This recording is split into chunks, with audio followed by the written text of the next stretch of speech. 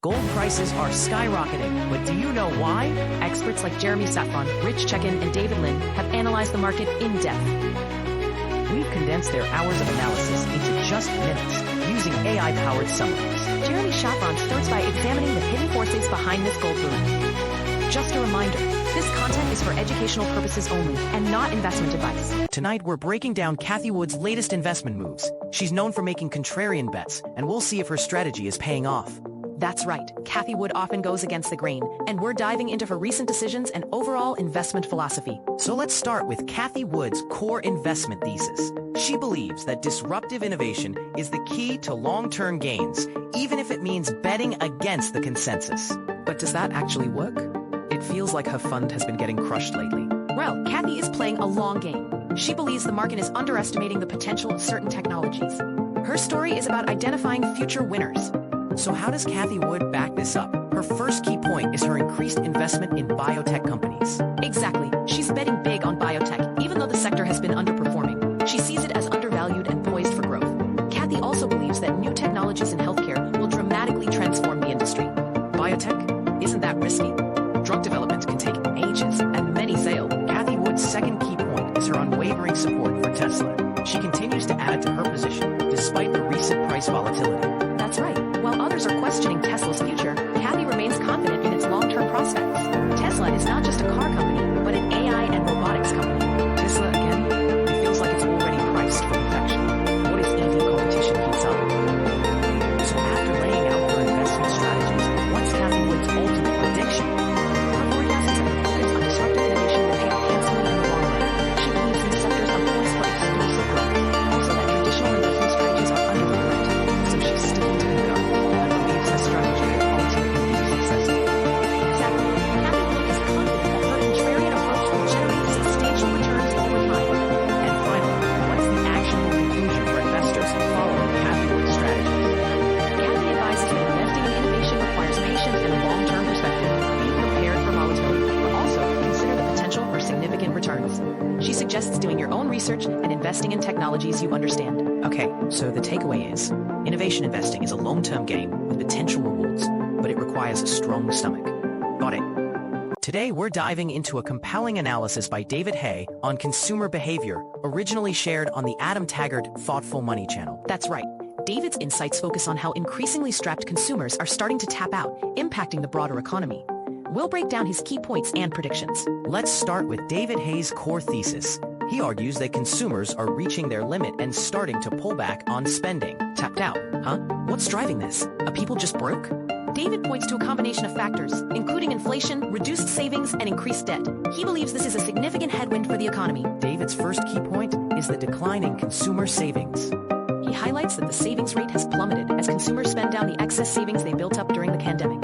This chart shows the dramatic drop in the personal savings rate. So, people are burning through their savings to maintain their lifestyles. Another key piece of evidence David presents is the rise in credit card debt. He notes that consumers are increasingly relying on credit cards to make ends meet, which is unsustainable. This graph illustrates the surge in revolving credit. So they're not just spending their savings, they're racking up debt too. David also emphasizes that real wages are not keeping up with inflation. He explains that even though nominal wages are rising, inflation is eroding purchasing power. This chart compares wage growth to inflation. So even with raises, people can't afford as much. So based on this evidence, what is David Hay's prediction? He predicts that the pullback in consumer spending will lead to a broader economic slowdown. He believes that the economy is more fragile than many realize. A slowdown. How bad will it be? And finally, what actionable advice does David offer viewers? He advises investors to be cautious and adopt a more defensive investment strategy. He suggests focusing on quality assets and avoiding excessive risk. So the takeaway is batten down the hatches and prepare for tough times. Got it. Today, we're breaking down a shocking piece of data, highlighted by Nick Gurley on the Reventure Consulting channel, an 84% drop in hiring, as reported by the U.S. government. That's a massive drop. It sounds like something is seriously wrong under the surface of the economy. Yeah, an 84% drop is not something you just ignore. Let's see what Nick's take on this is. So, Nick's core thesis is pretty straightforward. This huge drop in hiring isn't just a blip.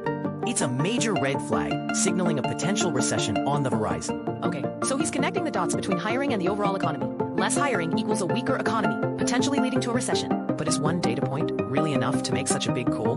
What else is he looking at? Nick points to the JOLTS data, that's JOLTS, as confirmation of this sharp decline. He shows that the numbers aren't just a one-off statistic, but part of a clear trend. So the JOLTS data provides a broader view of the labor market, showing that job openings and hiring are both slowing down significantly. Okay, so it's not just one report, but confirmed by other surveys. Where can we see that data? Nick then makes a historical comparison, and this is really important. He shows that similar drops in hiring have often been a precursor to economic recessions in the past. He is saying that this isn't the first time we've seen hiring plummet like this, and historically it has been a pretty reliable recession indicator. So the past is repeating itself. Where can we find the data on that correlation? Based on the data, Nick predicts that we'll continue to see economic weakness with a high chance of a recession in the near future. He doesn't seem to be pulling any punches here. He is saying that the data paints a bleak picture and he believes the economy is heading towards a recession. So buckle up, things might get rough, according to Nick. So what's the actionable takeaway? Nick suggests preparing for increased economic uncertainty and potential downturns by, thinking defensively with your investments. He is advising caution. It might be wise to reevaluate your portfolio and brace for impact. Got it. Tighten your belts and maybe stash some cash. Thanks, Nick, for the heads up. Today, we're breaking down a recent market analysis by Bill Ackman, focusing on his perspectives on current economic trends and investment strategies. That's right.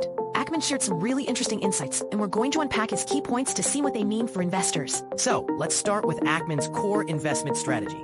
He's known for identifying and capitalizing on undervalued assets, but his recent moves might surprise some. Undervalued assets. So he's looking for opportunities where the market hasn't fully priced in the potential? What sectors is he focusing on right now? Exactly. Ackman looks for companies or assets that he believes are trading below their intrinsic value. One of Ackman's key points is about the impact of rising interest rates on market valuations. He explained how higher rates can compress multiples and affect future growth prospects for companies. It's a pretty significant factor in his analysis. So, he's saying that the higher the interest rates, the less companies are worth. How does that change his investment decisions? Ackman also touches on emerging global market opportunities as key points for investment. He sees potential in specific regions and sectors that are poised for growth despite the global economic uncertainty. That's interesting. Which regions or sectors does Ackman highlight as promising investment destinations? So, what are Ackman's specific market predictions given all of these factors? Ackman predicts continued market volatility, largely influenced by ongoing macroeconomic factors and policy decisions. Continued volatility? That's a bit vague. Does he give any specifics on how this volatility might manifest? Finally, what's Ackman's actionable advice for viewers and investors based on his analysis? Ackman suggests a cautious approach, advising investors to diversify their portfolios and consider defensive positions. So the takeaway from Ackman is be careful, spread your investments, and maybe get ready to weather a storm. Go. Tonight, we're diving into a concerning analysis from Michael Kramer on Mott Capital's Market Chronicles. He's raising alarms about growing market liquidity issues. That's right. Kramer's seeing warning signs that the market's ability to function smoothly is deteriorating. We'll break down his points and what they might mean. Liquidity issues? That sounds serious. Is it like the market's running out of gas? So let's start with Kramer's main point. He's arguing that the market isn't as robust as it looks because liquidity is drying up. He's essentially saying that it's becoming harder to buy and sell assets without significantly impacting prices. That's a recipe for volatility. Okay, so if people can't easily trade, prices could swing wildly. How is he seeing this play out? Kramer's first piece of evidence is the declining liquidity in Treasury ETFs. He's highlighted how the bid-ask spreads in these ETFs are widening and the depth of the order book is shrinking. That shows less willingness to trade at prevailing prices. So even in something as safe as Treasuries, it's getting harder to trade without moving the market. Kramer also points to the behavior of the VIX, the volatility index, as another warning sign. He's noting that the VIX is staying relatively high even when the stock market isn't crashing. That suggests investors are nervous and hedging their bets. So, the market's on edge, even when it looks calm on the surface. That's unsettling. Kramer's third piece of evidence centers on the corporate bond market. He's observing that credit spreads, the difference between corporate bond yields and treasury yields, are widening. That indicates investors are demanding more compensation to hold corporate debt, reflecting higher perceived risk. So even companies with solid credit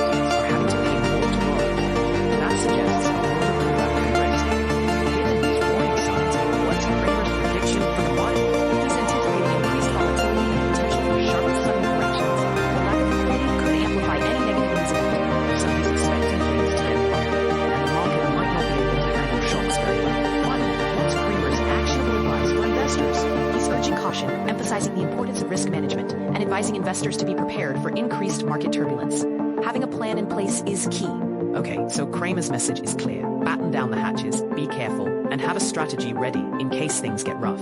What an incredible lineup of insights from our guests today. Definitely, each expert had their unique take. Michael Kramer highlighted the interplay of tech and geopolitics. And let's not overlook Bill Ackman, who reminded us of the power of fundamentals in uncertain markets. Exactly, and Nick Gurley made a compelling case for sustainability as the new wave of investment strategy. Yet David Hayes' warning about the persistence of inflation really left an impact.